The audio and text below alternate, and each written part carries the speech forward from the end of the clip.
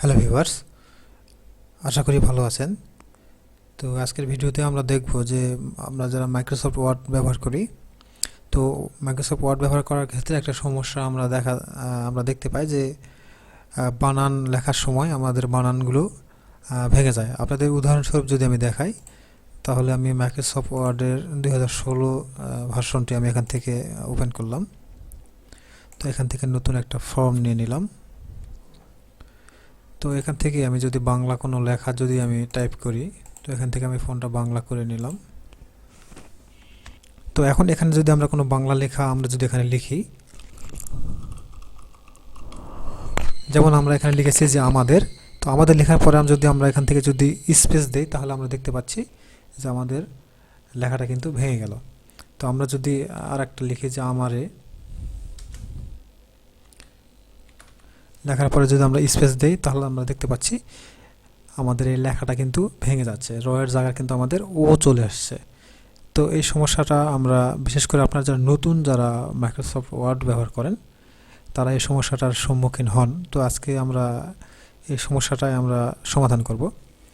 তো আপনারা যারা বিশেষ করে মাইক্রোসফট ওয়ার্ডের যে আপগ্রেড ভার্সনগুলো ব্যবহার করছেন, যেমন এটা 2016, তো আপনারা এই ভিডিওটি দেখে আপনাদের সেই সমস্যাটা সমাধান করতে পারবেন। তো এই জন্য আমরা কি করব, আমরা উপরে আমাদের যে ফাইল নামে যে অপশনটা আমরা দেখতে পাচ্ছি সবার উপরে এখানে মেনুতে, এই ফাইলে আমরা ক্লিক করব। ক্লিক করার পরে আমরা একটু নিচের দিকে যদি আসি, তাহলে এখানে আমরা দেখতে পারবো যে অপশনস লেখা রয়েছে। তো এই অপশনসে আমরা ক্লিক করে দেব। তো এই অপশনসে ক্লিক করে দেওয়ার পরে আমাদের এখানে কিন্তু আমরা দেখতে পাচ্ছি যে ওয়ার্ড অপশনসের একটা ডায়লগ বক্স কিন্তু আমাদের এখানে চলে এসেছে। তো এখান থেকে আমরা এখানে দেখতে পাচ্ছি যে 3 নাম্বার একটা অপশন দেখতে পাচ্ছি যে প্রুফিং। তো এই অপশনটাতে আমরা ক্লিক করে দেব।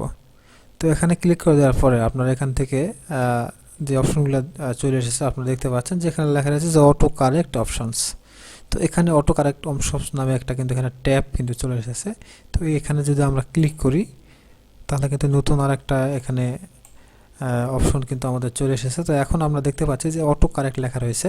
তো এখান থেকে যে টিক মার্কগুলো আমরা দেখতে পাচ্ছি, তো এই টিক মার্কগুলো আমরা এখান থেকে সবগুলো উঠিয়ে দেব। তো সব টিক মার্কগুলো আমরা এখান থেকে উঠিয়ে দেওয়ার পরে আমরা এখান থেকে ওকে করে দেব।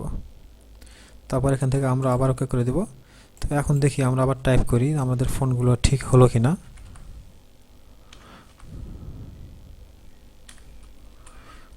আমাদের লিখেছি, এখন যদি আমরা স্পেস দেই, তাহলে দেখতে পাচ্ছেন যে ফোনটা কিন্তু আমাদের ভেঙে যাচ্ছে না।